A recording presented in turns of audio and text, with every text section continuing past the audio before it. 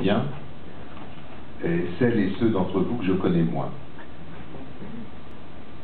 On va parler de culture en 5 minutes, puisque je vais m'en tenir aux 5 minutes imparties par l'organisatrice.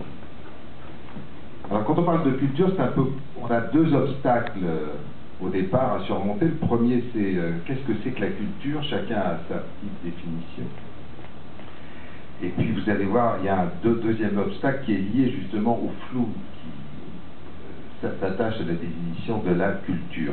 La culture, pour moi, ça n'est absolument pas ce que les anglo-saxons appellent l'entertainment, je ne sais pas si je le prononce bien, et qui est un mot difficilement traduisible, mais qui veut dire quelque chose comme divertissement, loisir.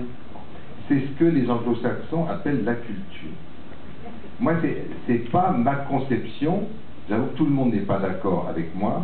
Pour beaucoup de gens, l'aspect culturel de la vie, c'est l'aspect qui s'attache au loisir, au divertissement, etc.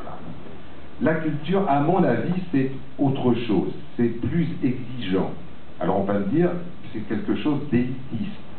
Je ne dirais pas que c'est quelque chose d'élitiste, mais c'est vraiment quelque chose qui doit, à mon avis, s'adresser à des initiés. Et j'opposerai la notion d'initié à la notion d'élite. Et être un initié, on l'est quand on fait du sport, parce que quand on fait du football, ben, on applique une règle du jeu, on est initié au football.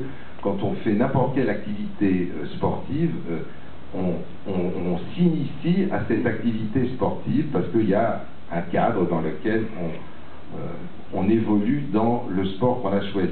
Eh bien, pour la culture, à mon avis, c'est la même chose.